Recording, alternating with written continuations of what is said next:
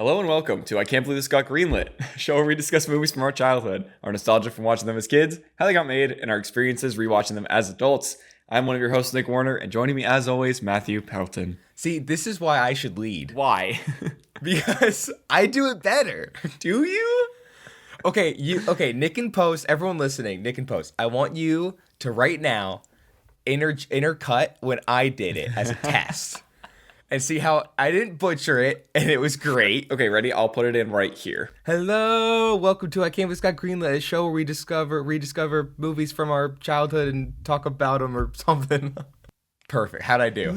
This is why. This is why we need some prep. We need at least like 5 episodes of you doing it on air. So then we can feel comfortable with it and maybe have. I don't know how it goes.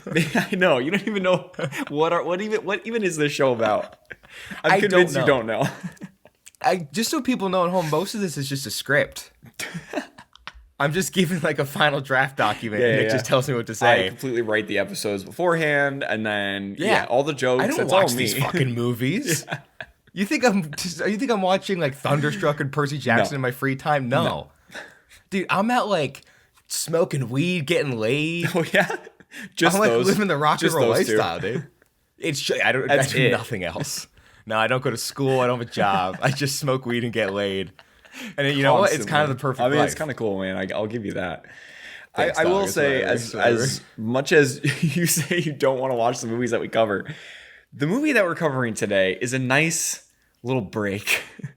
Yeah, and I chose it. You're welcome. Today we're talking about the 1993 movie, Mrs. Doubtfire.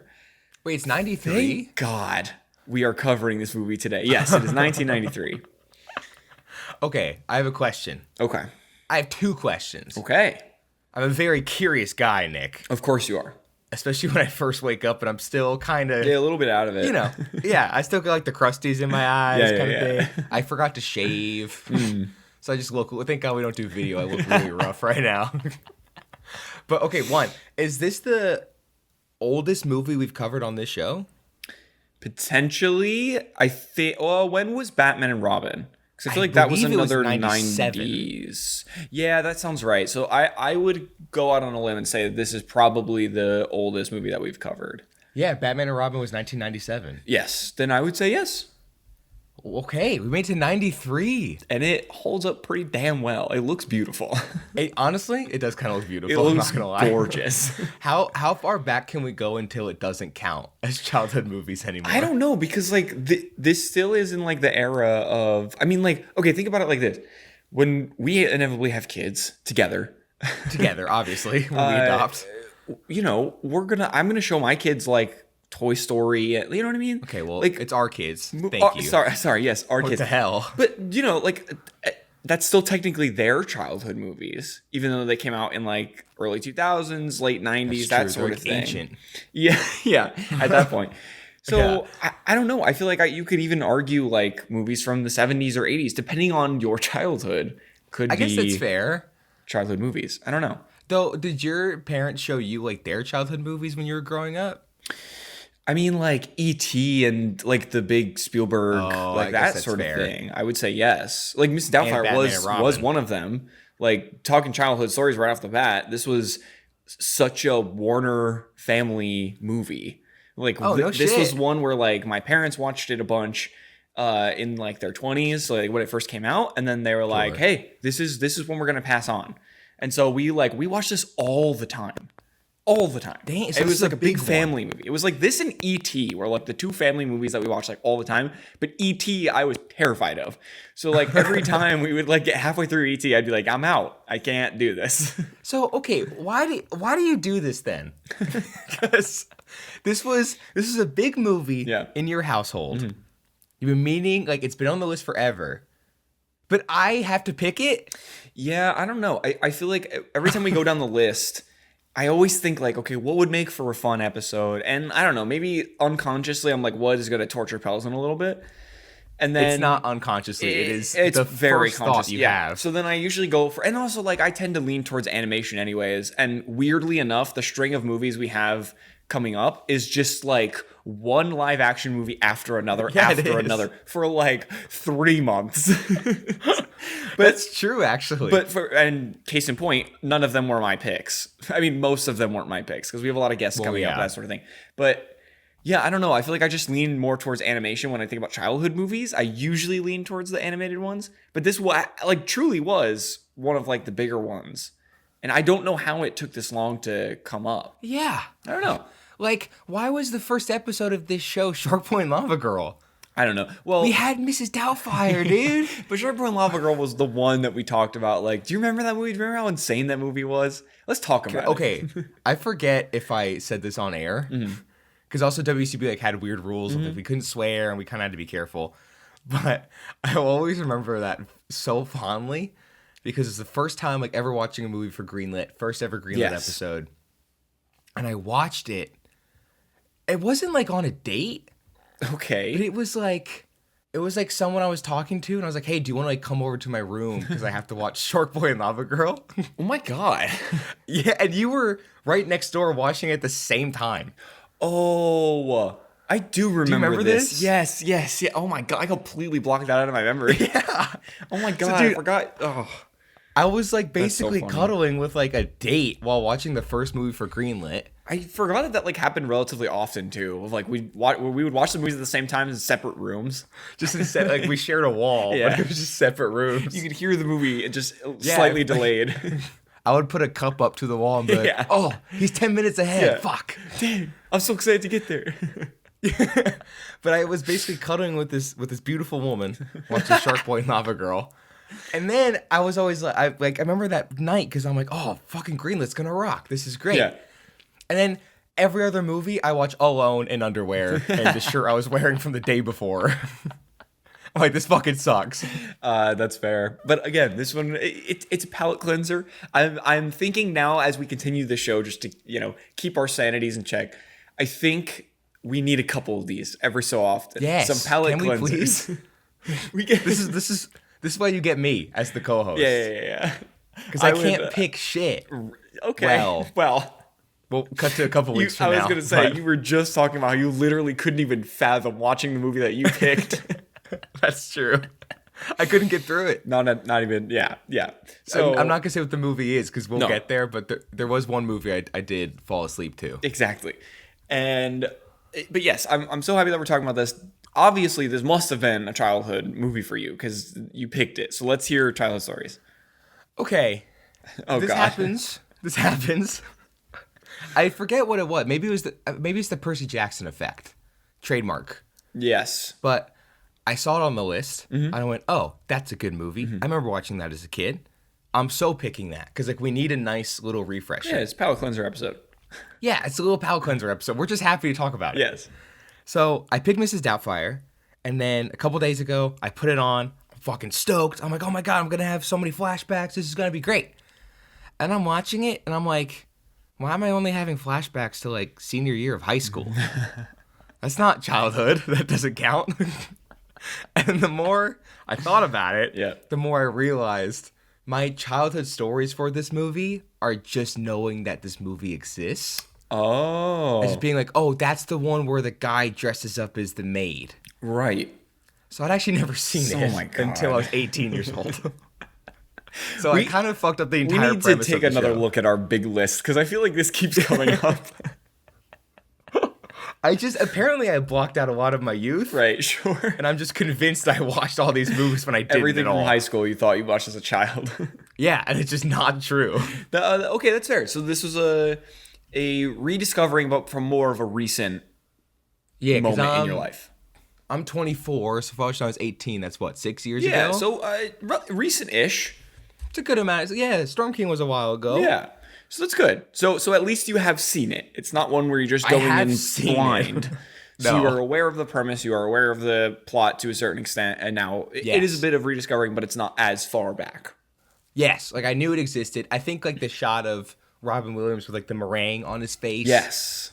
I knew that Yeah. from like the age of 2 somehow. I don't know how, but that was just burned into my brain. Yeah, I mean, it's a scary image. It's a very scary image to this day. As like I said, I'm 24 and I was terrified. But yeah, the first time I watched it was high school. I kind of screwed up the entire show here. Yeah. I'm sorry about that. Fair enough. No, it's okay. It happens. But as we continue on with the show, let's talk production. Because I want to know. There are some interesting characters here. So to start, this movie was directed by Chris Columbus, not the guy who sailed the ocean blue. Damn it. Chris Columbus, more famously the director of Percy Jackson. Well, not his first credit, but as far as we're concerned, Home Alone and the first 2 Harry Potter movies, as well as a potential Greenlit episode, not a palate cleanser, Pixels. Oh, he did Pixels? Yes. Okay, that's a movie you're gonna pick. I'm dreading that day. I know it'll eventually come up on the show. I don't want to be the one that picks that movie. But I'm not gonna pick it. I did watch it as a kid. That's the problem. See, we're fucked. We're so fucked. So this is what you do. So this movie was. I don't want to pick Pixels, but I definitely will. Right, 100%. This movie was written by Randy. Oh fuck. This movie was written by not Randy. I wish. This movie was written by Randy Mayhem Singer, who wrote The Tooth Fairy and Alvin and the Chipmunks, The Road Chip, which I don't think I've ever seen. I don't think I have either. Maybe I have. I don't know. And Leslie Dixon, who wrote Freaky Friday and Gone Girl. So a little bit of a kind of a different side there. But I guess it's good that they teamed up for this one. You said Freaky Friday and the other guy was like big Greenlit movies. Mm-hmm. So I was just about to say, we got some big like Greenlit movies here, and then you dropped Gone Girl on me. Yeah. I'm like, what the fuck? Like, I did not watch that as a 7-year-old kid. That's crazy. Right. Exactly. So cinematography was done by Donald McAlpine, Lizzie McAlpine's dad. No, I'm just kidding. He did the cinematography for Anger Management, a Sandler movie. Peter Pan, which the like live action. I was gonna say version. Not the original. There's no way, right? Yeah. No way. Lizzie McAlpine's not that old. I was gonna say if Donald McAlpine did Anger Management and also the 1950s Peter Pan, I'd be absolutely blown away. Maybe it's just Lizzie's like grandpa. Right. He also did the cinematography for X-Men Origins Wolverine and The Chronicles of Narnia, The Lion, the Witch, and the Wardrobe. So a Greenlit person again. Soon to be a Greenlit legend, probably. Exactly. And another Greenlit person coming in hot, edited by Raja Gosnell. Got nice. That. Nailed that. I think I nailed it again on the Scooby-Doo episode because they did the editing for Scooby-Doo and also did the editing for Home Alone. So another Chris Columbus collaborator there. Yeah. And music was done by Howard Shore, which if you don't know who that is, he did the music for Big, The Fly, Silence of the Lambs, Philadelphia, Seven, Crash, all 3 Lord of the Rings movies, Gangs of New York, The Aviator, The Departed, and all 3 Hobbit movies. Guy's a fucking legend. Holy shit. Dude, I feel like I just got like the wind taken out of me. What the fuck? I didn't do a lot of like setup, but he is an absolute legend. And I feel like when I'm referencing scores for other projects as like inspiration, it's usually a Howard Shore track. It's this guy. There's like 4 guys that I usually go back to, and he's usually one of them. If I don't like unconsciously, he's just done so much. Also, like, you set me up. Because you give all these like Greenlit players, you're like Alvin and the Chipmunks, like Road Chip, and then you're like, Scooby-Doo. And then this Oscar-winning Lord of the Rings, The Departed, Gangs of New York, arguably one of the most famous soundtracks of all time, Lord of the Rings, like of all insane, time, and not to mention all the other ones that I just listed. Yeah, what the hell? It's absolutely insane. Majority of those are Oscar-winning films. Yes. So really quickly before we get to another person that is involved in this movie that has a big I know where this is going. We'll get there in a moment. But I wanted to ask, what do you think this movie cost to make, and how much do you think it made in the box office? Ooh. You ask me this every episode, and every time I'm taken by surprise. You're like, wow, new question. Like I don't see it coming. Like, oh shit, he asked me that. Yeah. Fuck. Well, again, just like an episode we covered recently, it's mostly in one location. Right. Not all of it, but mostly it's just in this one very nice Seattle, I believe, house. Yes. Another, like, absolutely stunning house. I mean, that episode's coming out later, but unbelievable. Yeah, like, distractingly nice. Yes. Especially for a city house. What the hell? Mm-hmm. So, it's got to be somewhat low budget, but also the house is really pretty. Yeah. And they didn't build it from scratch, but I'm going to pretend they did, because that's way more fun. This is like the Mrs. Doubtfire house now. Yeah. But it was 93, so things didn't cost as much back in the day. Sure. I'm going to lock in with $65.004 million. It'd be crazy if they went 3 decimal places. You never know. What if I'm right? Say I'm right. You're not right. Fuck. It cost $25 million to make. Oh my God. Which for, I mean, obviously today's standards is like nothing. But even back then, that's still like not a lot of money. No, that's low budget. That's crazy. Pretty low budget. What do you think it made in the box office? Oh, it had to have made bank. Because while it doesn't have a sequel, it's also like 93. So it wasn't like, we weren't at the era of like, if it makes money, it confirmed has a sequel. Right. And also when you think of the big Robin Williams movies, this does come up. So if it was made for $25 million, which is freaking chump change, we can make it for $25 million. Yeah. I'm going to say maybe 20 million. I'm doing some quick math in my head, but I went to art school, so please forgive me. You got it. I say it made $125 million. You're almost there. It made $441 million. Oh my God. What the hell? It almost made $500 million in 93. I would say that's not adjusting for inflation. No. That is absolutely insane. And this is where I'm gonna put my soapbox down and I'm gonna stand on it really quick. Because I know that this is an outlier, but why don't studios just make like 5 to 10 of these movies a year? It's almost like the Blumhouse effect, where it's like you put a small amount of money in to a lot of these movies and put like one major actor in it. In this case, Robin Williams. At this point, he's pretty famous. And you know, your returns are insane. If one of them hits, then you fund the next 10 movies. It's like the Blumhouse thing. But I feel like they need to do that now with like comedy. Like bring back the low budget, mid budget studio comedy. It's so sad that they don't do that anymore. The Blumhouse effect for comedy is an interesting idea. Yeah. I mean, they did have The Naked Gun. Yeah. Which, like, to be fair, is still like an IP. But I feel like that made a good amount of money. Yeah, that's what I mean. Do that. That was a big outlier because I remember when Naked was coming out, I'm like, oh, you don't really see a lot of just like comedy movies anymore. Yeah. Just like straight, unless it's like direct to Netflix or whatever. So I was like, oh, that's cool. And Liam Neeson, they got a big name for it. And I'm pretty sure it made bank. Yeah. I think. I don't know, but... Okay, if Blumhouse is like spooky, like I feel like when you hear the name Blumhouse, you're like, okay, it's like, it freaks you out, right? Blumhouse. Did I tell you I met him? Yes. You have a shirt from him. I peed next to Jason Blum. That's insane. A story for a different day. But Blumhouse makes you like, what does it make you do? Can you demonstrate? Thank you. So, if we want to have like the comedy version of Blumhouse. Quaywood Productions. You beat me by 2 When you hear Quaywood Productions, you just go, When I don't laugh, I get filled with like love and hope and optimism and joy. Which is exactly how I feel about this movie.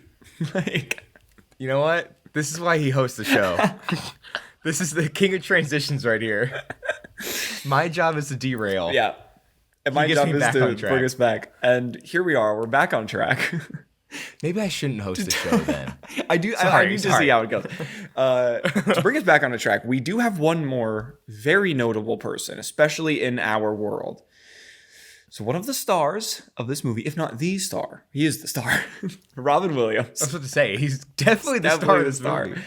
Robin Williams is the star of this movie who, if you've been keeping track on this show, is now officially in our Hall of Fame, baby. He made it. He was in Robots. He was in Hook. He was in RV. He was in Night at the Museum. And now he's in Mrs. Doubtfire. He joins the other Greenlit legends in the Hall of Fame. Composer John Debney. Voice actor Frank Welker. Another voice actor, our boy Patrick Warburton. Executive Jeffrey Katzenberg. And composer Harry Gregson Williams, congratulations, Mr. Robin Williams, joining the Hall of Fame. Wait, he made another Williams? There's two of them?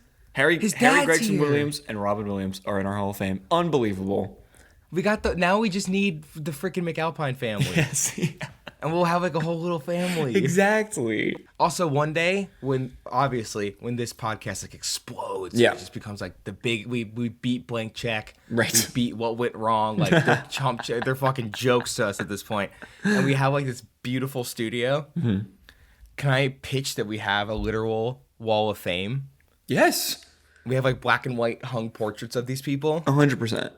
Including Lizzie McAlpine. Should we do like Photoshop pictures of them with us? Oh, that's that could be fun. Well, screw Photoshop. We'll just get them. Yeah, exactly. All of them. I mean, listen, after we get Hans Zimmer, it'll be a cakewalk to get the rest of these guys. It'll be easy to get Robin Williams. Yeah. Get him. But yeah, truly the fact that Robin Williams and Patrick Warburton are in our Hall of Fame together, I couldn't even think of another person I would want in our Hall of Fame outside of those two. It feels good. Those were the two. And maybe one day Robert Rodriguez, but we'll see. We'll make that happen. We'll make that happen for sure. I feel like we've been stalling, but it will happen. Stay tuned for the summer, baby. Okay. Some more production notes here. The exact address of the home the family lives in the movie, 2640 Steiner Street, became a tourist attraction for some time after the film's release, which we totally need to go there. I feel like it's like the Full House house. Like you just got to go take a little photo in front of it and be like, all right, we did it. The Mrs. Doubtfire house. R.I.P. Well, is it like a private residence now? Like, do people live there? Let's see. Okay, following Robin Williams' death on August 11th, 2014, the house became an impromptu memorial for Mr. Robin Williams. All interior filming for the house took place in a Bay Area warehouse converted for soundstage use. So it seems like it was exteriors, and then they did interiors there. I don't know about. I'm sure if it's like prime real estate in San Francisco, there's someone living in there. It's like the Home Alone house. Like, didn't it just sell, or it's like on the market? Yeah, it just went for sale, and we should buy it for like millions of dollars. But like, yeah, of course, someone's gonna be living there if it's like this massive, beautiful apartment. I always feel bad because like there's so many little like movie houses and stuff. Like there's like the Nightmare on Elm Street house is like a real house. Yeah. Even like Dexter. Like I remember like finding out where Dexter's real house was, where he lived with Rita. Yeah. And then, like, I always want to go visit, but I'm like, they got to get so fed up with people showing up at their doorstep, taking pictures and stuff. Like, I mean, it's like a real person's house. Yeah, I completely get that. If you took it, like, across the street, maybe that's, like, fine. Maybe it's just, like, different. Pose with it like you're, like, holding the house in your hand or something. But, I don't know. That could be kind of fun. That's tough if it's, like... I feel like the Home Alone house is the perfect example. People are probably going to be, unless they massively redo that thing, like, people are going to be all over that. It looks like the Home Alone house. Yeah. Like, that's clearly the Home Alone house. And they have, like, websites and stuff talking about, like, here's where you can find all these, like, major movie houses, and, it's tough. It's tough. I don't know if I would buy one of those. If I even had the money. If we have the money, we're making it into a studio for Greenlit. Yeah. But, like, you have stuff like the Amityville house. Where, like, that's in the middle of nowhere, Connecticut. Yeah. So, like, if you go to it, like, there's nothing else to do around it. Right. So, like, of course people are going to go to that because it's, like, the only touristy thing to do. But it's just, like a genuine family lives there. Yeah. It's like, look, people fucking died in this house. And no way. It's like, I'm trying to make lunch, man. Like, get out of my... I'm trying to pack lunch for my kid. Can you relax, dude? You know how many times a day they probably get asked, like, so, is it haunted? Yeah. Have you seen a ghost? Yeah. Like, no. No ghosts here. So, more about production. The makeup for Mrs. Doubtfire's appearance took 4 hours to apply daily. Yeah, that sounds about right. Sounds about right. Robin Williams later recounted how he used to walk through San Francisco dressed in full makeup and costume as Mrs. Doubtfire because it was such a pain in the ass to put on and take off.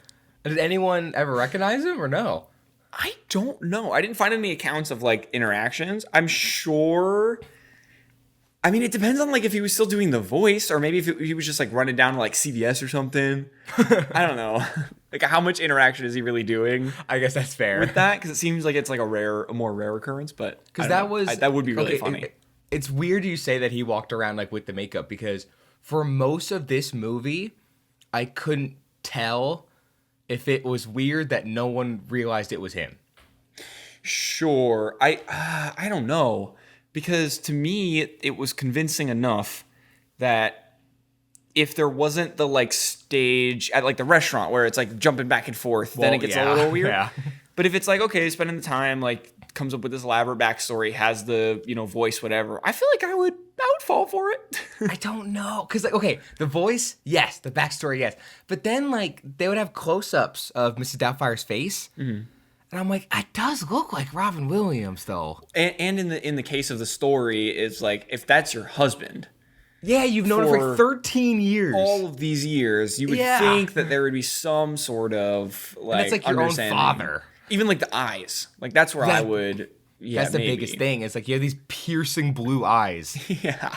And I'm like, even like the way like she smiles, I'm like, I don't know if it's like different enough. Mm. Like it's like on the cusp of like, right. I can buy that this would be like, they would think this is a different person. Mm-hmm. But there are so many times where I'm like, oh, that looks like Robin Williams, my guy. Yeah. Director Chris Columbus stated in a 2015 interview that they shot with multiple cameras at once, like shooting a documentary, to capture the cast members' reaction to Williams' improvisation. This is like every single Robin Williams movie you should shoot with multiple cameras for that exact reason. This is not the first time we've heard this. Yeah. According to Chris Columbus, they ran out of film after shooting too much of Robin Williams' improv. So, oh my God. They were just like, oh, we're out. We got to get more. He's doing too much good shit. He single-handedly raised the budget of this movie from his improv? 1,000%. Because he's too good. That's insane. Well, also, there's like, I'm sure we'll get to it, but there's like specific scenes in this movie where you can tell it's cut like around his improv. Yes. Where you're 100%. Like, there's one scene where it's like a montage of all these different like voices. Yes. I'm like, there's no way that was in the script. No. They were just like, Robin Williams improv, that's going to be 5 minutes. And that's the whole scene. It's on lock. Like, you can do that easily. Yeah. You can just be like, can you just do your thing for like 20 minutes? He's like, I got you. Yeah. So, over 30 minutes of scenes were omitted from the final cut of the film, some of which were featured in the 2008 DVD release of Mrs. Doubtfire, called the Behind the Seams edition. Very fun. Nice. If the scenes had been included, the film would have run for 157 minutes. You know what? It is a 2-hour and 40-minute movie. I would still watch it. But that's insane. And that's insane. Probably most of it is just Robin improv. Williams. Yeah. Let's say the pacing would probably be terrible. But like, I would watch a 240 of Robin Williams improv as Mrs. Doubtfire. And it seems like a lot of the footage that was cut was an entire subplot that showed Robin Williams' character conflicting with the neighbor. So what? I don't know. It seems like, again, a lot of it was just like him messing with her and that sort of thing. Like the old lady? Yeah, I think so. Yeah, because they set it up in the beginning, and then you never see her again. Right. So it seems like that was part of it. But again, if you're doing all of that improv, then it just becomes like bits, and then is it even important? And then the movie's almost 3 hours. Yeah, but a 3-hour cut of Mrs. Doubtfire would rock. Yeah. Well, let's talk different versions of this movie. So in early 2021, several web articles claim that there was an NC-17 cut of the film, featuring extraordinarily vulgar ad-libs by Robin Williams. However, the claim was debunked by director Chris Columbus and star Mara Wilson, with Columbus stating that Williams did film enough outtakes to make an R-rated version, but that an NC-17 rating was absurd. I'm going to say NC-17s, that's a tough rating to get. Yeah. But, I mean, the fact that they did enough for an R version is impressive. And I want to see the 3-hour R-rated cut. Yes. Like, it probably exists in, like, some vault somewhere. Oh, I'm sure. Well, again, we've mentioned this before, like, an assistant editor's hard drive. Exactly. Yeah. They just gotta, like, rediscover it. It's there. It's somewhere. That's the... You know how I have the Percy Jackson effect? That's the Nick Warner effect. Yeah. Of, like, these little documents you forgot you have. Yeah, exactly. They're like, oh, yeah. So, this won Best Makeup at the Academy Awards, which makes sense. Yeah. And Robin Williams won a Golden Globe for his performance, which is well-deserved. Oh, good for him. I'm quite sad that outside of the Golden Globes, they don't really have many award shows that lean into comedy as much as the Golden Globes do. Like, they have their own category for musical comedy actor, which is great that they have that, because then you can recognize these performances, especially this one. But it sucks that, like, the Oscars don't do anything like that, because it always goes to a drama, like a dramatic performance. Actually, when you said Mrs. Doubtfire won a Golden Globe, I'm like, oh, I guess that's kind of like the only award that this could win. Right. Besides, like, the technical categories, the makeup, the hairstyle. Well, yeah, that's true. But, like, it's Like for like the big categories, like unfortunately it's not getting nominated for like any Oscars or anything. Right. Because like the Oscars have never done, like they've never taken comedy like that seriously. Yeah. So in 2001, this is 8 years after the movie released, Bonnie Hunt began to develop Mrs. Doubtfire 2. So you said this is, one that doesn't have a sequel. So it was in development. It did make enough money to be in development. So Anne Fine, who's the original author of the book this was based on, had not written a follow-up to Elias Madame Doubtfire, I guess, which is the book. Oh my, that's wild. And writing for the sequel did not begin until 2003. Robin Williams was set to return as Mrs. Doubtfire, and rewriting began in 2006 because Robin Williams was unhappy with the plot of the new script. Ooh, do we know anything about it? I don't think so. It hasn't been talked about much outside of the fact that it just was happening. Yeah, like they were going to do it. Yeah. The film had been anticipated for a release in late 2007, but following further script problems, the sequel was canceled in December of 2006. No. So if it did come out, it would have been one where it's like way too long after the original. Who knows if it could have been good? I would have loved to see it. Even if it's bad, it would have been great. I mean, yeah, especially like later in Robin Williams' career, it could have been really cool. It was so cool. Again, even if it's bad, it would make for a great Greenlit episode. Yeah. So finally, for production, in November of 2023, Chris Columbus revealed in an interview with Business Insider commemorating the film's 30th anniversary, no, I wish, that a documentary about the making of the film was in development, which will utilize outtakes and behind-the-scenes footage. So we're kind of getting potentially getting the R-rated outtakes. Does that mean if a documentary? If they have the R-rated outtakes in the documentary, can we just like re-edit the movie and put the outtakes in it? And we'll have our 3-hour cut? Yes. You could just rip it and rip both of them, cut it all up, place them where they should be. This is like the freaking Snyder cut. It's the Columbus cut. Exactly. We need it. But so that was end of 2023, and we're now just almost 2.5 years later. So it feels like if it's still happening, it could be coming out very soon. Which is there's been no exciting. News on it. No news as far as I'm aware. I'm hoping that it's still happening. They need a distributor. I do know a little production company. Quaywood Productions. Yeah, we totally distribute. Moving into plot. Finally, one where we're not like dreading it. So, I'm excited. We open with Robin Williams doing what Robin Williams does best, voice acting. Even from when I was younger, like this was my favorite part of the movie. I was so in on this voiceover session. It was great. See, I don't remember being a voice actor at all. Yeah. And the way, I gotta be careful how I say this because we're putting this out on the internet. Sure. But the way I watched this movie, let's go with the word ethical instead of legal. It wasn't the most ethical. Oh, sure. So when it first started and it was like a little bird, I'm like, oh, Nick's going to be mad because this is not the right movie. Like, I'm so watching the wrong thing right now, and I have no other way to watch it. Yeah. I feel like we've openly admitted on the show that we rip movies. Whoa, maybe you, okay? Let's back it up. I would never do anything illegal or against the law. No. You know what? Yes, on air, I would say that we have never done that. And we have never, not even like YouTube clips that combine to the movie. We don't do that either. We pay for the movie, we watch it in its entirety, and we have a great time watching it. No matter what the movie is. I won't even watch the trailer unless I own the Blu-ray and I can watch it as a special feature. Exactly.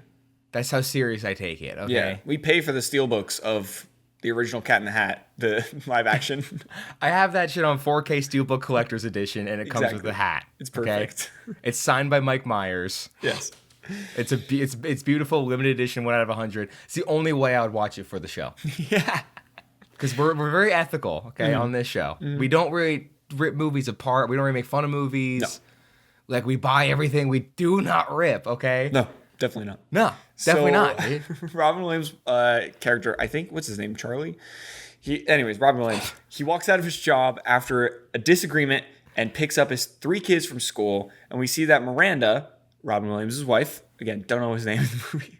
It's just Robin Williams' wife. We see that Miranda, his wife, works a good job and has been asked to work on bigger and better projects going forward.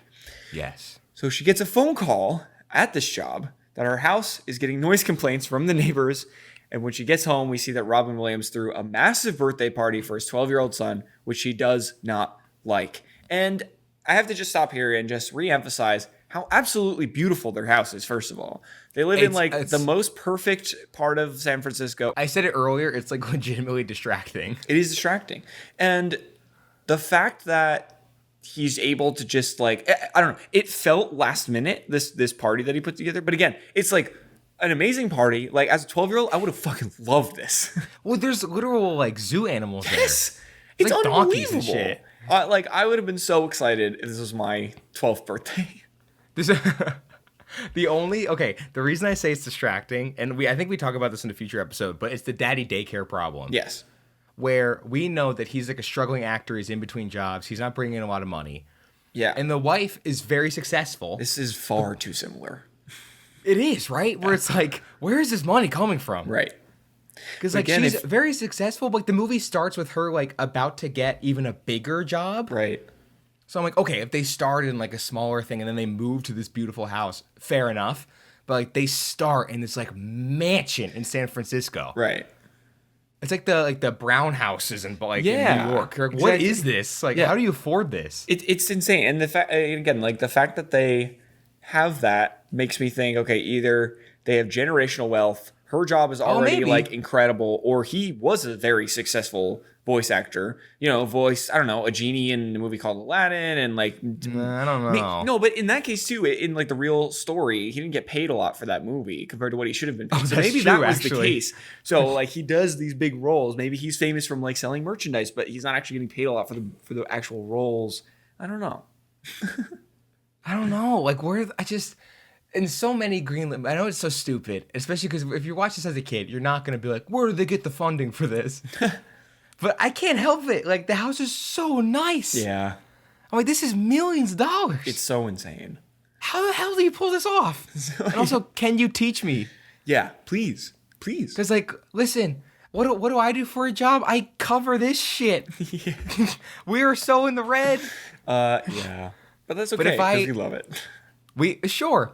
But if I knew the Robin Williams approach, we would be in the red, still doing this show with like 4 views, but I would be living in this multi-million-dollar San Francisco house. Yes. Like with like donkeys and shit running around. Yeah. I want that. I'd probably be there with you. Yeah, we could live together. Yeah. We could have our kids like we were just talking about. Perfect. We have a whole little family. She gets home after these noise complaints, and Robin Williams and Miranda fight, and she realizes that she doesn't love her husband. His name is Daniel. It's in my notes. She doesn't love her husband, Daniel, anymore, and asks for a divorce. Now, at this moment, I think when I was younger and my family watched it, I think this was at the point where like I still didn't really know like what divorce was, because like I didn't grow up with it. So I wasn't quite processing. So like I understood like the voice acting thing and like that's his job. Maybe he's not doing so great at his job. And then they start like not living together. And I'm like, what? I think that like wasn't clicking with me, but I still went along with it because I was like, oh, the plot's unfolding. We're just gonna keep going and not just not tackle it. Just own it. Yeah, just go. But yeah, so that was one where like when I was watching this, I was like, oh, that makes way more sense now. Yeah, now you know what that is. Exactly. See, that was one like when I was watching it now. I don't think I ever connected these dots in high school because like Greenlit didn't exist and I wasn't thinking about like my youth when watching it. Mm-hmm. But I was watching it and I was like, I swore I watched this when I was a kid, but maybe I didn't. I was like, oh, I wonder if I didn't see it on purpose. Because if you don't, for those who don't know, my parents got divorced when I was like 2. Mm-hmm. So like most of my life has just been divorce. Yeah. And then my mom and stepdad got divorced. So I've had 2. So I could see a World War One. I know, Nick, you hate this, but my dad just doesn't like Robin Williams a lot. Insane. I find it very annoying. It breaks my heart every time Robin Williams gets brought up because I'm like, Nick, I hate to tell you. That's so wild. Look, in the Pelton household, like, this movie would have bombed. Like, it was big with you guys. Peltons would fucking hate it. Yeah. So there's that, but also I wonder if there was a little bit of a thing where we don't want to watch movies about divorce. Sure. No, that's fair. Because it's so prominent. Yeah. Like, there's 2 of them. Yeah. And I also think, like, that was one where I don't know if it was, like, I just didn't ask, so my parents didn't, discuss, like what it was. But, yeah, I think it was just, like, we kind of were like, oh, she's the nanny. And then we just like carried on. Don't question it. Yeah. Because also, like, I could see me as like, if I was like 4 or 5 watching this and being like, why can't my dad be my nanny? Yeah, right. Like, he can put on makeup, it'll be fine. It'll all be good, and he'll be here. And he'll be here, and like, it'll be our little secret. Yeah. Like you're in on it and everything. Yeah, of course. I'm gonna recognize him immediately. I'm not from like his one eyes. of these stupid kids in Mrs. Doubtfire. Miranda wins full custody because Daniel doesn't have a job, which sucks because he did Aladdin, or a place to stay, which is another one where it's like, so he has nowhere to live and no job. Nope. Fuck. This is how we're starting this movie, dude. It's a tough start. It's insane.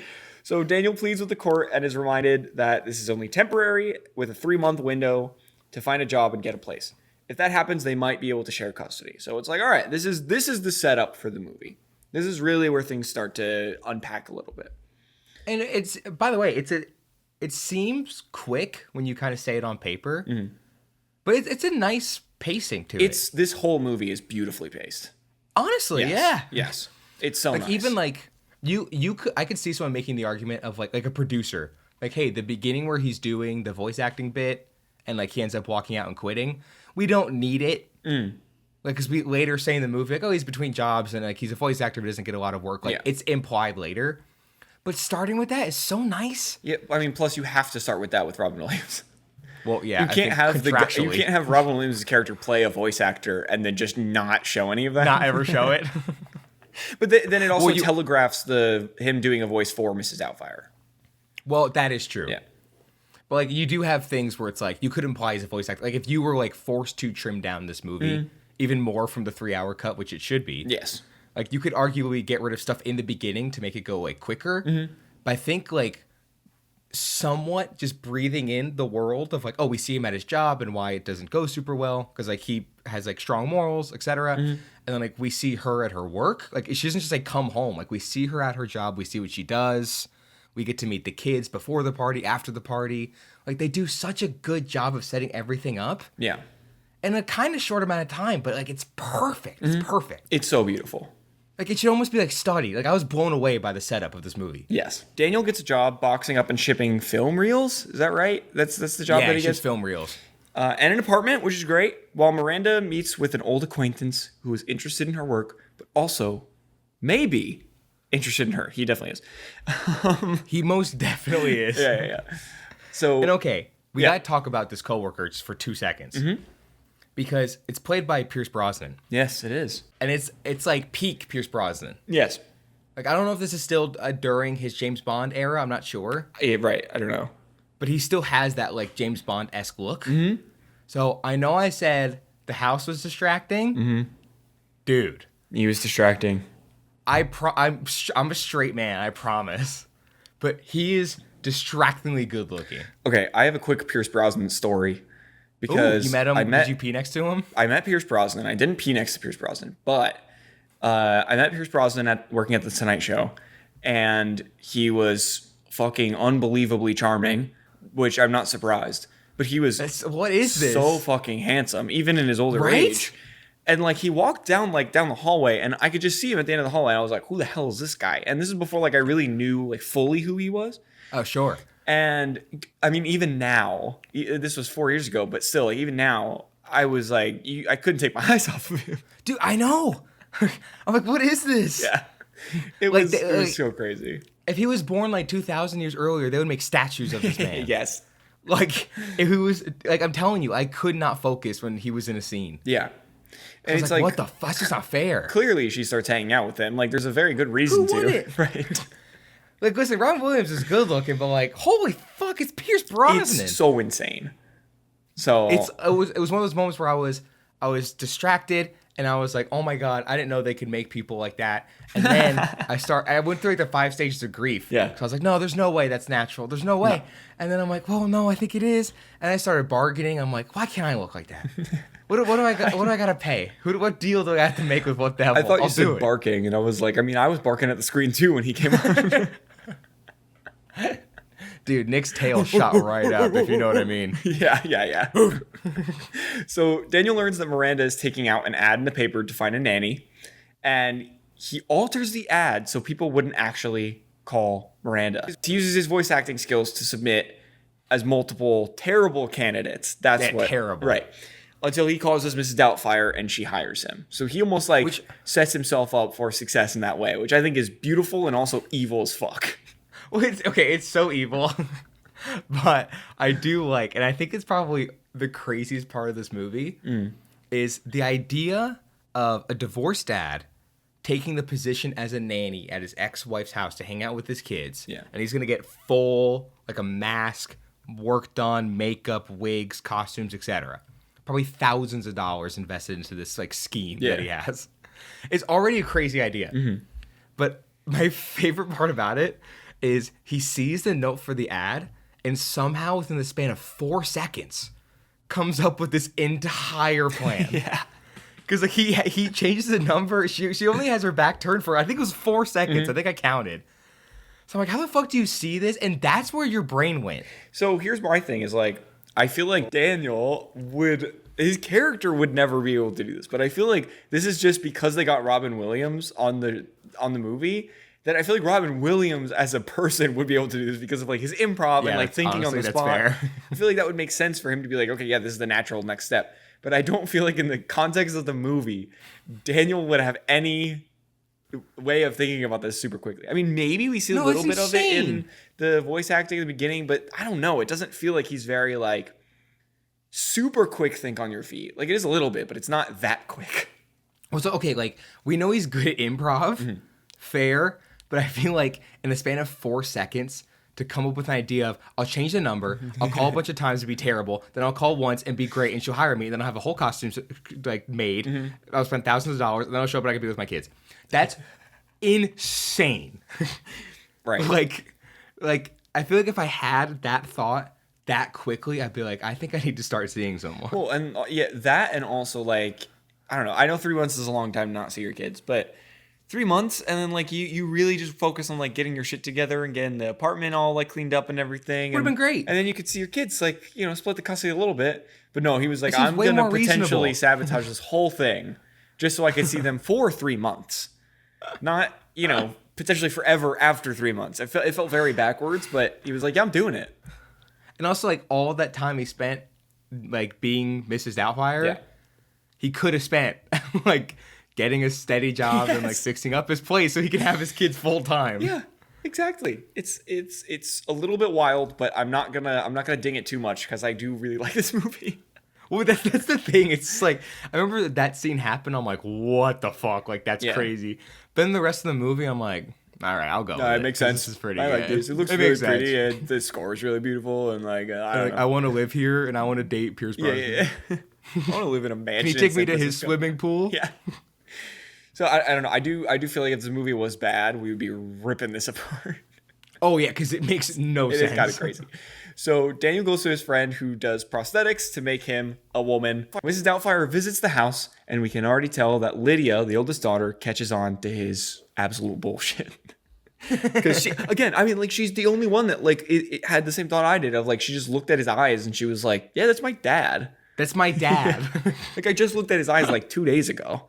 And also, okay, I know why they did the eyes because like just from like a filmmaking perspective, but if you were gonna transform into a woman, like you, Nick Warner, okay, but like you were doing it as like a disguise, right? You also have very nice eyes. Thank you. So I feel like if you were dressed as a woman, I've known we lived together. Yeah. Like I've studied your face. I've memorized it. I am in love with you. So I feel like you have like your eyes are one of like your like more clear features. Yeah. Same with Robin Williams. Sure. Like, he has his piercing blue eyes. Yes. Why not just change the eye color? I know. Like, I don't know. Were color contacts not a thing back then? I feel like they totally were. They definitely were. Because I mean, that's such an easy, like, he spends all this time and money, but I'm like, that's the one thing you didn't do? Yeah. I feel like from a filmmaking perspective, I understand it because it's like, okay, well, you have to recognize that it's Robin Williams, so everyone's like, oh, it's just a different actor. Yeah. But, again, from the logistics of the story, it makes no sense at all. It's such a weird detail because it's like, Robin Williams, like, physically, I feel like is known for two things. His blue eyes and, like, he's incredibly hairy. Yes. So those are the two things, yeah. You solved one of them because you put on all these blouses and stuff, but, like, his eyes are so clear. Yes. No, I'm like, dog, what? 100%. It is absolutely insane. So what's his name? Daniel. As Daniel comes home, it's Robin. As Robin comes home, he runs into the lady who's keeping track of his progress of his job hunting and his apartment hunting and all that. And we get this little funny scene of Daniel frantically switching between Mrs. Doubtfire and Daniel to try and keep face. He continues the lie and he progresses it forward. So again, it's a little mischievous what he's doing, but it makes for a very funny moment because at one point he loses the prosthetic face out of a window and somehow manages to keep the secret from her through all of that. The meringue. The one scene I knew as a kid. Yes. Though, looking back, I think I didn't know the scene. I think I knew, the still. Yeah. Right. Of just, the meringue on his face. And I think it, freaked me out, and I just forgot about it. I think now it's, a GIF. You could just, send it as a GIF. Oh, of course you can. It's perfect. So he gets a new face, a new prosthetic face, to be exact. There you go. I was like, oh. Goes back to the house the next day when Miranda hires Mrs. Doubtfire, which is huge. He has the job as Mrs. Doubtfire, and again, who knows the logistics of the 1092 form and all of that shit. Oh, that's what I was thinking. I'm like, when he gives the address of where to send the money, is it under the table? What's going on here? Maybe when she asks him hey, where do you live? What would Mrs. Doubtfire say? Yeah. Where do you send mail? Yeah. There's so many logistical questions. And I feel he comes up with answers to all of them, but then the legal side of things, does it actually work? No, not at all. But does he's trying to keep the job for 3 months, so maybe it's fine. And then he's just gonna leave and be sorry, and then it's oh, hey. Oh. Okay, speaking of the legal side of things, I don't know. I really don't know. Why? Because you're not a lawyer? What are you talking about? As I'm sitting in my underwear talking about Mrs. Doubtfire, I'm clearly not a lawyer, no. But if you, let's say this happened in real life, and you had is it a caseworker? Something like that, yeah. Something where she would come and just make sure he's staying up to date, he's getting an apartment, etc. Yeah. So if this happened in real life, and he pretended to be someone else when the caseworker was at his apartment, and he was hopping back and forth, fully creating the separate person. So she was convinced he was living with someone, and maybe they were splitting the rent, whatever. And then months later, she and the courts find out he was lying. Now in the movie, they just say hey, that was crazy. So you can see your kids less, and now you got to have someone there, and we'll revisit in a year.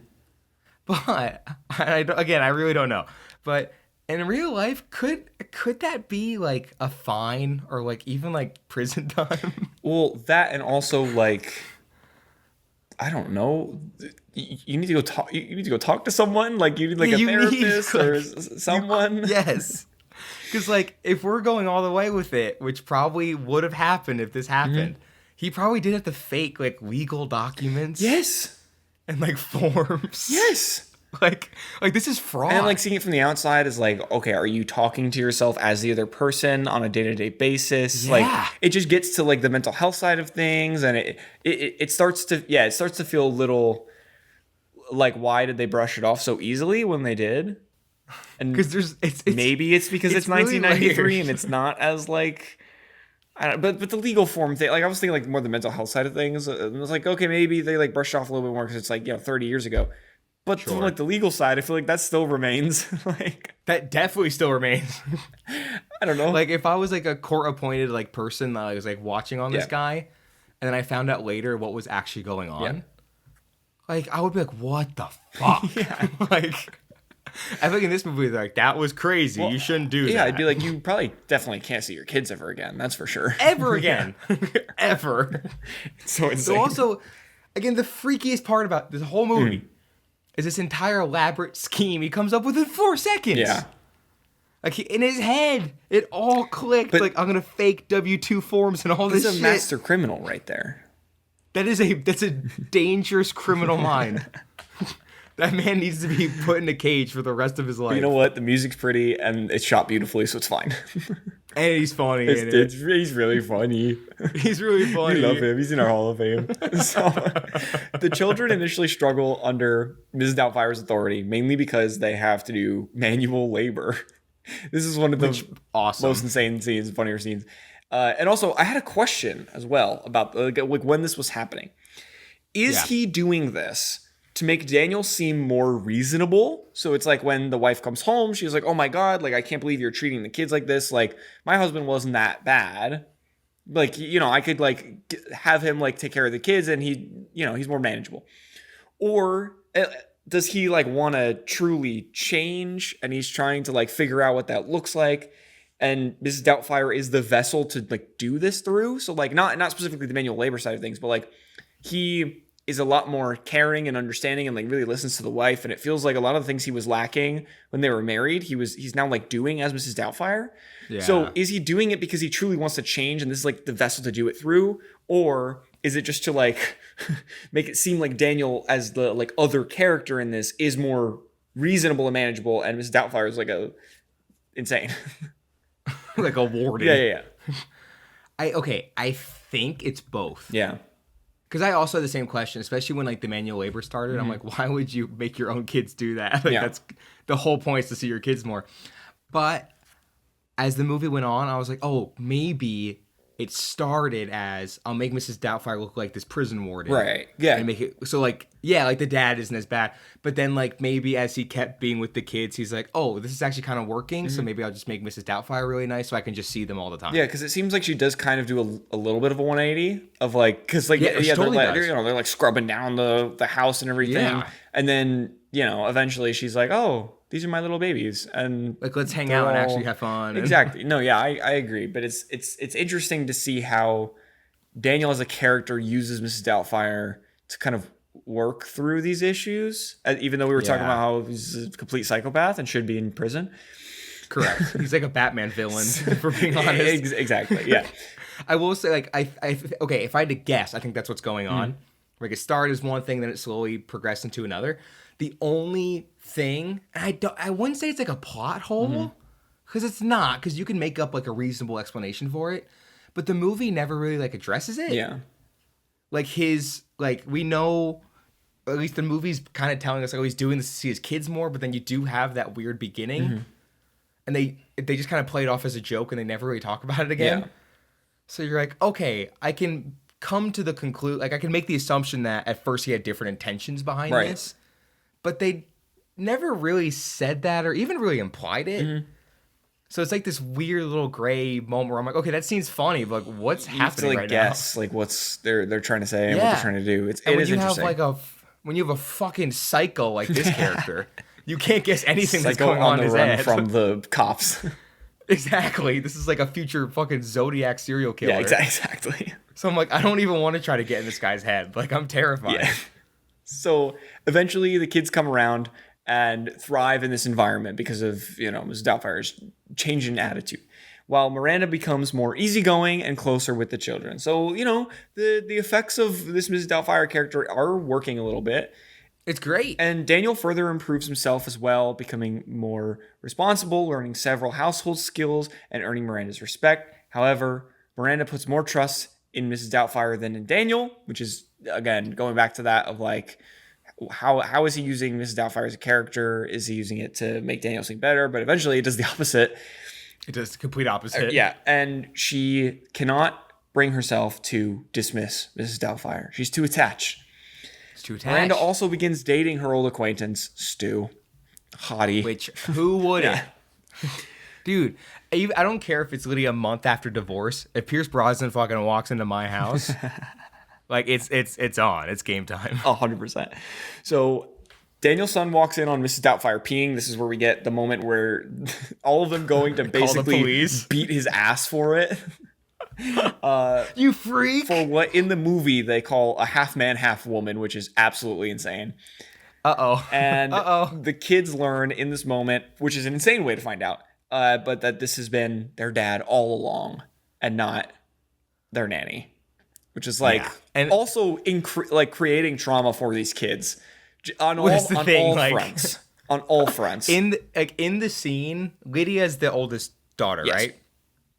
Lydia has like a good reaction to it. She's like, "Oh my god, it really is you," and she like hugs him, and I'm like, if this was real life, I don't know if I could ever trust anything ever again. Never, nothing. Not even with my parents. Just anything ever. No. Yeah. Ever. Mm-hmm. Like if I spent 3 months with this, okay, just imagine in your real life right now, someone you work with at Universal for like months turns out to be your father. I would lose my mind. Your whole world would shatter. You're like, I can't even trust my own vision anymore. Like, I don't know what's going on. Yeah. And, like, the kid has, like, a weird reaction, but it's only in a way of, like, I thought you were a girl. Well, and also, like, if this were real life for me now, I would have the, like, mental capacity to be like, okay, there are some crazy people out there, and turns out, you know, one of my parents was one of them. That's crazy. But if I was a kid, if I was a 12-year-old, like, I just had my 12th birthday party, and then I find out that my nanny is my dad... And, like, I don't even understand the logistics of any of that. It's 1993 at this point. And, you know, there's, like, no discourse around it. And any discourse is negative. It's like, oh, my God. That's insane. And then there's just so many things. Because then it's like the mom couldn't even catch on. And, like, then do I trust my mom for, like, not recognizing exactly. There's just so many things. You're like, what's going on here? Like, it is such a future conversation in a therapist's office. Yeah. Like, can't you picture Lydia sitting down and being like, it turns out my nanny for 3 months was my dad, and then he became a famous, like, TV host. You're like, what? And the therapist is like, I am going to make so much money off of you. I need to see you for 6 years. Yeah. But no, truly, it's like, the more you really break down the logistics of this plot, you're like, horrifying. Oh, this is bad. Like, this is going to fuck everyone up forever. And the movie, like, says it a little, but, like, this is a strange thing to do. Yeah. Yeah, it's like, I think it's, like, one scene where they're like, that was really weird what you did. He's like, yeah, I know. Oh, moving on. I'm like, no. Hang on a minute. It's like, okay. We can't just move on from this. It's like your film looks dreamy, and it really feels nostalgic for everyone, but it's like, that does not stop characters in this being fucked up for life. For life. Like, it's so bizarre. And then to see... the creator of your trauma on like the biggest kids TV show of all time every day. I couldn't even imagine. Like, what would you? I think I'd have to, like, I couldn't even move. It's on TV. I don't know what to do. You know what? If this happened in real life, there would easily be a Netflix documentary about this whole situation. Oh, for sure. And it would be like, you know what it'd be like? It'd be like the Michael Jackson thing. What about the Michael Jackson? Do you believe it? Do you believe it? Kind of thing. Like, some people still defend, some people don't. It's like there could be so many things you're referring to when you said the Michael Jackson thing. That's fair. I gotta be careful when I say the Michael Jackson thing, don't I?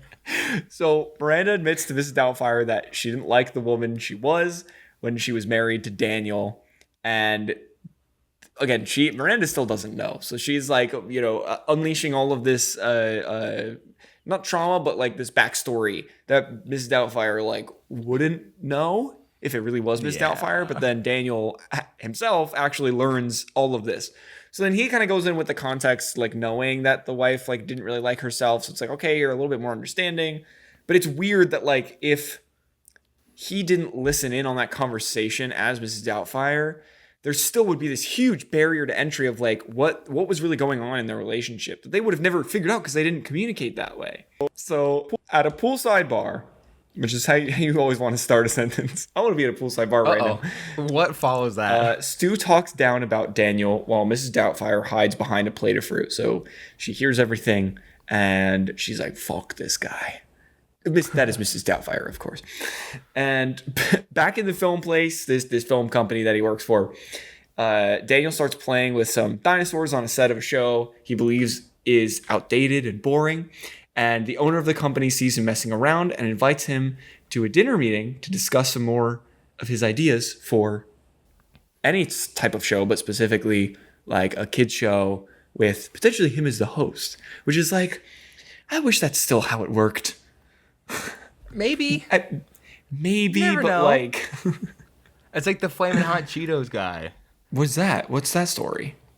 Well, there's an asterisk next to all of this. Okay, he was like a janitor. Okay, at Frito-Lay, and like he came up with the idea of like Flamin' Hot Cheetos. Oh, And it was either like he pitched it to them or like he just would like take normal Cheetos and make them at home. Oh. And they started to like catch on. Yeah. So everyone's like, wait, like what is this? And he pitched it. And now he's like a millionaire. Like janitor turned to like one of the top dogs at Frito-Lay.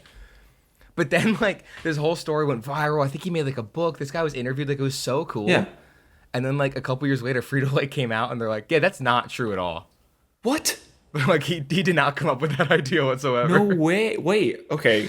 What side of the story are you on? Are you like, this is Frito-Lay backtracking and saying that like they came up with it and it actually was him? I want to believe. Or I want to believe it was him, but there is like good evidence against him. Oh no. So is like is he the villain and like he made this all up?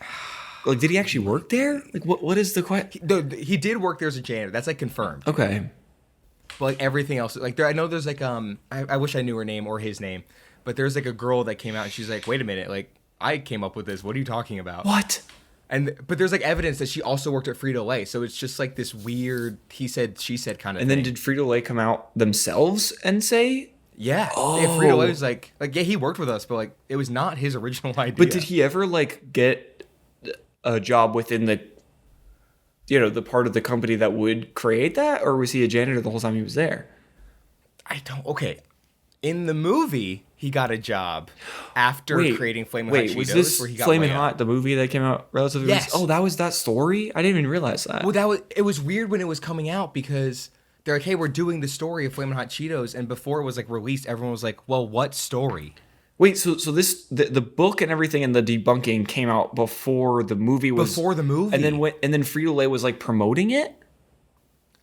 Yeah, I think. That's wild. Like, it's still a product movie, so like of course you'd promote it. Yeah, but like it's this fake narrative? That's insane. Yeah, it could just be a completely fake narrative. Some guy that just took credit. That's wild. But it could not be. Like, I don't know. It's so weird.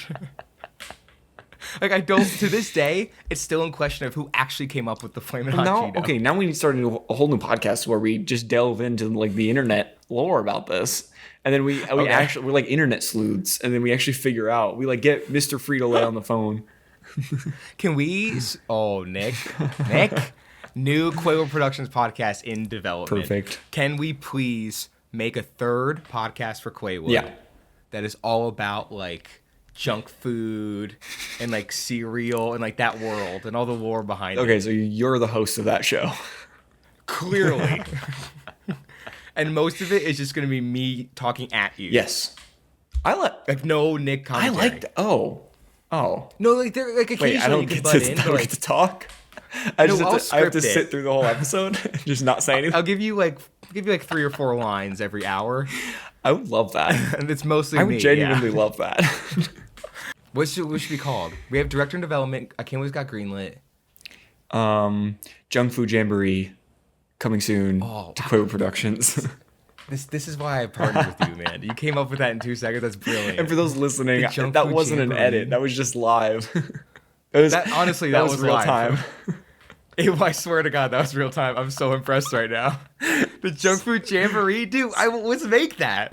So Daniel realizes that the day and time and restaurant that the meeting is at is all the same as Miranda's birthday dinner, where Mrs. Doubtfire is invited.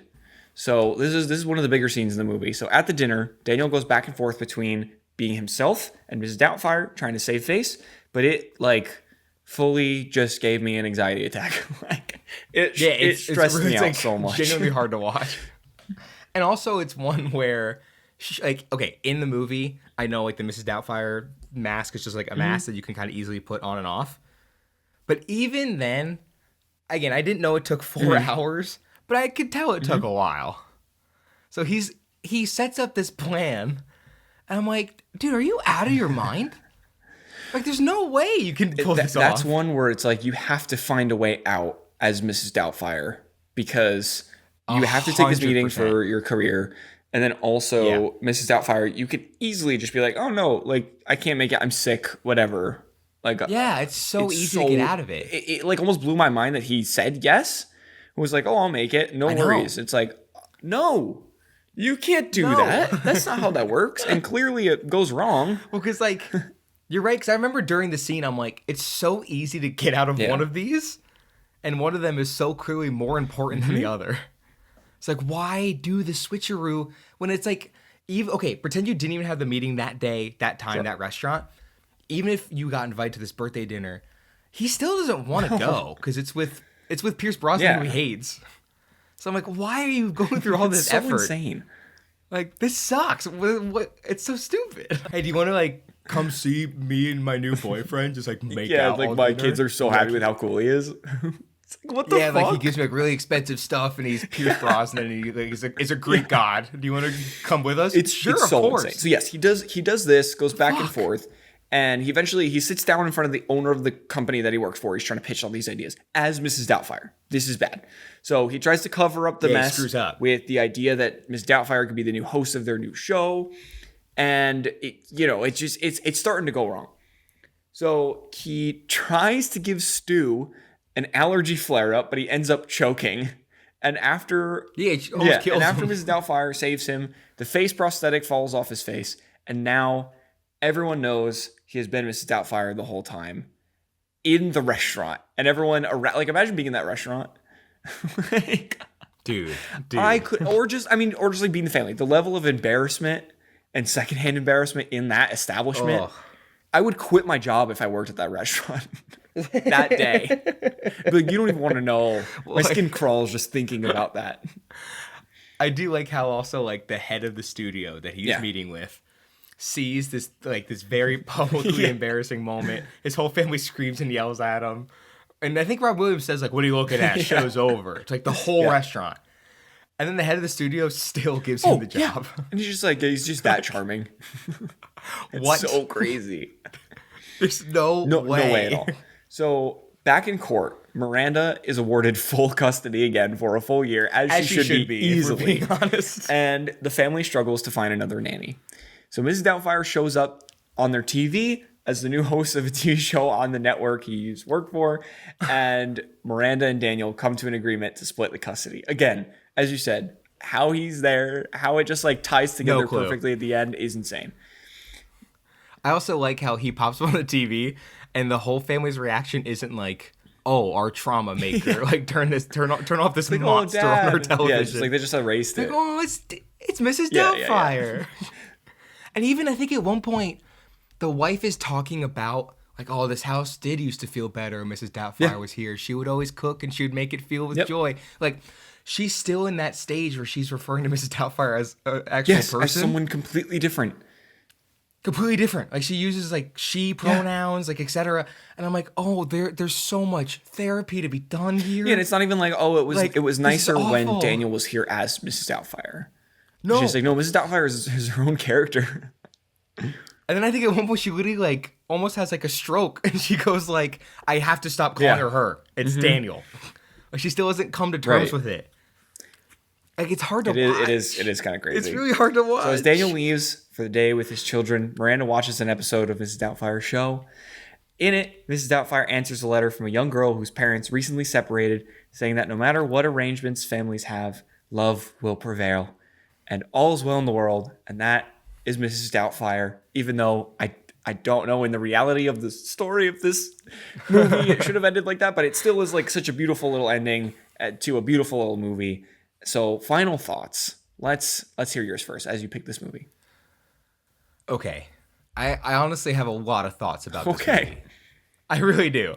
Because like we said in like the plot section, there's a lot of this that not like isn't fleshed out, but it's such a layered and crazy kind of fucked up idea to do this. Yeah.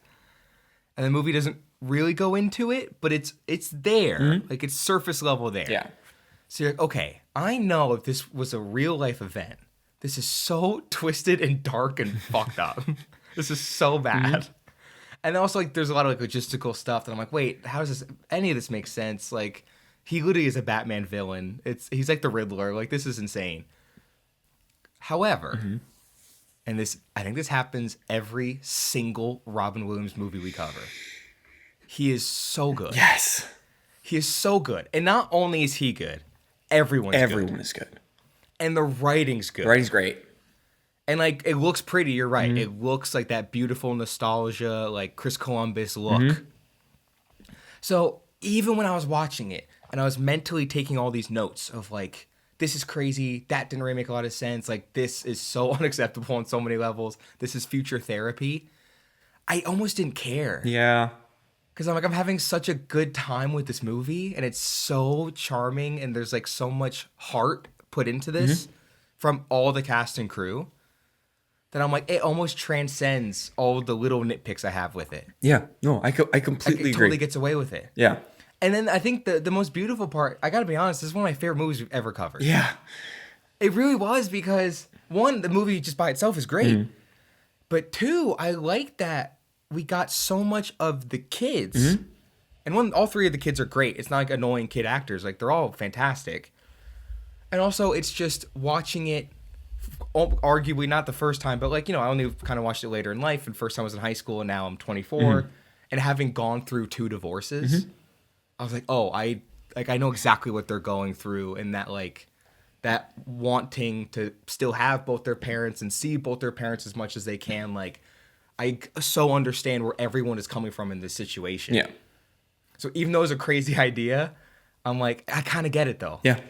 Yeah. Like, I would love if I could see my dad every day. Yeah, 100%. When I was a kid. Now, screw him. No, I'm kidding. No, I completely agree with you. I think you said it so perfectly. I think that, like, even though there are things that objectively, as we mentioned in the story, maybe are a little crazy and criminal, I look past it because the writing is so well done and the acting is so well done, and you just kind of get swept up in the magic of it, and you're almost like, yeah, I'm gonna go along with this, even though, maybe objectively it's insane. But I loved it. It was just beautiful acting from everyone. I thought the pacing was wonderful, the writing was wonderful, the score was beautiful. I'm not surprised. The score too. And the cinematography is amazing. I think every aspect of this movie really like blew me away, and it was such a nice like rewatch, and it really just brought me back to that like good movie portion of my childhood where I was like I was like being introduced to like really good cinema and not Shark Boy and Lava Girl type of nostalgia. Hey. So it was a really good time, because I don't feel like we've really had a movie like this, because like think about the other good movies that we watched, Pan's Labyrinth being the first that comes to my mind. I was too scared of that movie to really watch it as a kid. Yeah, that's like a horror. This one was like drama. And we haven't covered E.T. yet, but like true. This one was really like a family movie. So it really brought me back, and I had such a good time with it. So super happy to cover this one. Okay, I want to see if you agree with this. But I'm trying to think of any other movie that would go in this category, and I'm sure there are, but I almost want to put Mrs. Doubtfire and Back to the Future in like the same exact category. Because one, they both have like that very warm kind of feeling to them. But two, they're both like, how the fuck did these get past the pitch stage? Oh yeah. Like, if you go to pitch any of those two movies, you seem like a freak. That makes more sense, because I was gonna say this to me almost feels more like When Harry Met Sally, just from the feeling I get when I watch it. Yeah, but that's true. that one makes way more sense how it got made. But like this one, it's like, yeah, how do you pitch? What? How do you pitch this? Especially then. Especially then, and even like there's so many things that just should not work, especially in a pitch. If you're like, hey, he gets the TV news station, right? Like, he becomes this big kids host. Yeah. I could totally see a producer in the early 90s being like, you want a man dressed as a woman to play a kids host. Yeah. Like, I could see people shutting that down now in 2026, let alone 1990. Sure. So, like, Back to the Future has to stop his mom from sleeping with him. Yeah. And this, he, like, traumatizes his whole family and kids to spend, like, 3 months with them. Like, it's absolutely insane. But I'm so happy both got made, and I think both work so well. Couldn't have said it better myself. So, one final thought on Mrs. Doubtfire. I can't believe this got greenlit. Oh, it feels so good to finally cover a really, truly great movie.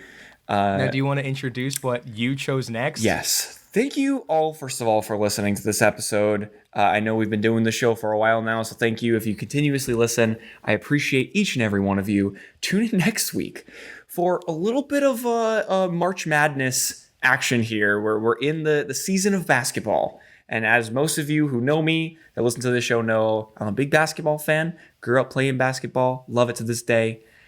We're talking about a little movie called Thunderstruck. Now, whether or not that's a good basketball movie, you'll have to wait till next week to find out. But we will talk to you then. Bye. Bye. See ya!